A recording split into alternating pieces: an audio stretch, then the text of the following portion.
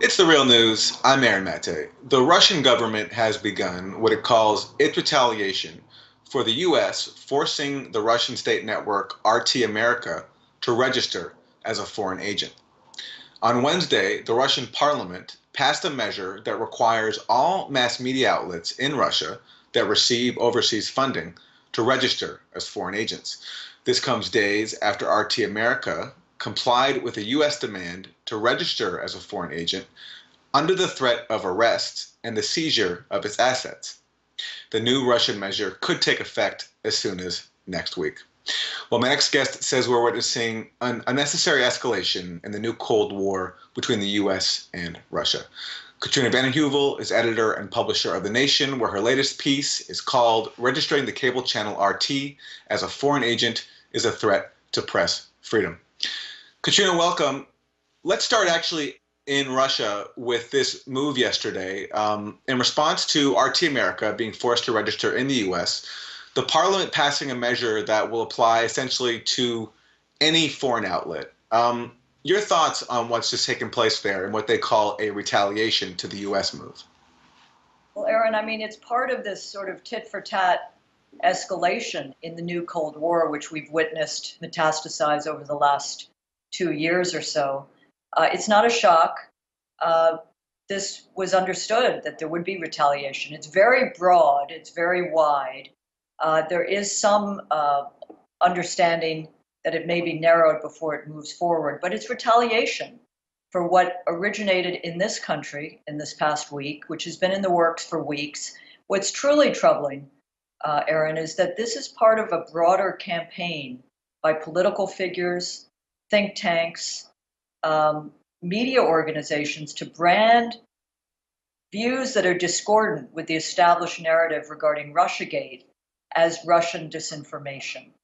And I think that is at the root of the problem here, going back to the January 2017 intelligence community assessment, in which it blamed Russia Today, RT, for being a platform for Russian messaging, which may have played a role in the interference in the 2016 election leading to Donald Trump's election. So there's a prehistory to what we're witnessing now play out in retaliation against US moves, what we're witnessing play out in Moscow.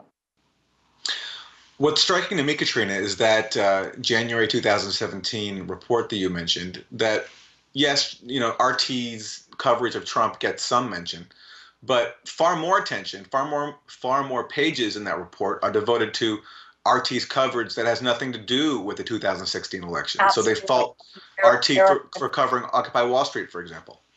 Well, what's stunning, first of all, RT has a negligible audience in this country.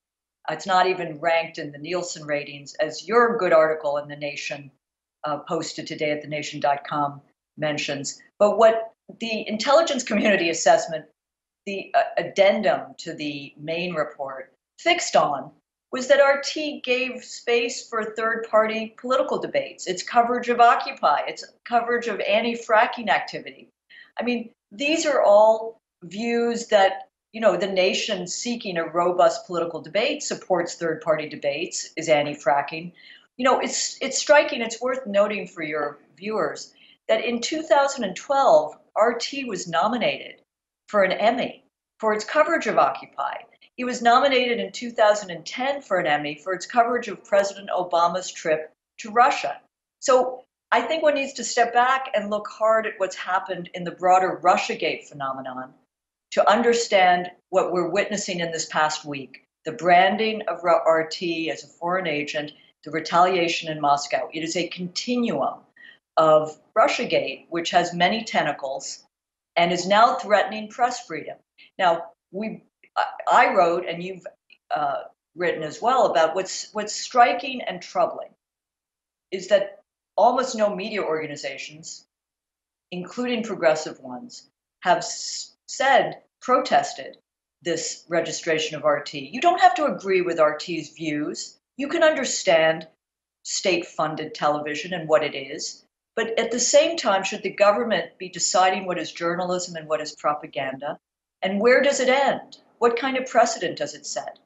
And I think this is very troubling, and too few media watch groups, media, free speech groups have spoken out. Now, Reporters Without Borders did issue a statement, Committee to Protect Journalists did, Freedom of the Press Foundation, but quite a few focus really on the retaliation in Moscow, not enough on a full-throated protest for what this means in this country, where in our antipathy to Trump and his attacks on journalism and what he stands for and his abuse of our basic principles, aren't we eroding our own principles in the resistance to Trump? Shouldn't we stand strong for basic principles for what a democracy means? The danger is we begin to mirror what is happening in Russia as we both do foreign agent tit for tat kinds of legislation. Right, and the irony of a media especially that ever since Trump took office, so many pundits and writers and even groups have been warning about Trump's threat to press freedom. Well, here is probably the most tangible action to date by this administration against a media group, calling them a foreign agent, which has a lot of implications. And yet there's that silence that you describe. Well, there's certainly silence, as we've both reported, among media organizations, which is very chilling and very telling.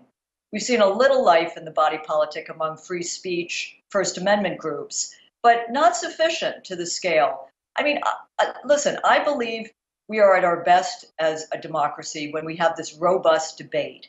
What's happened, and I think what we're going to see more of as a result of the branding of RT as a foreign agent, is it's going to be another step along the road of delegitimizing dissent, delegitimizing alternative views to the main narrative of Russiagate. And I think that is very, very dangerous. I think we're a resilient country. The idea that this RT station and its views might have made zombies out of thousands or millions of voters, or that we can't absorb different points of view. I mean, I think it's healthy that in addition to CNN and MSNBC and Fox, that you get a different point of view. You don't have to agree with it by any measure, but aren't we open-minded enough, or have we now become closed-minded in this kind of mirroring, as I said in my editorial piece, of what we rail against in other countries? And you're right that there's been a robust attack on Trump for violating press freedoms, and it is odious. His tweets are sort of autocratic tweets, but we have to be across the board. We can't just select the outrage we wish to protest. This is a fundamental threat to press freedom.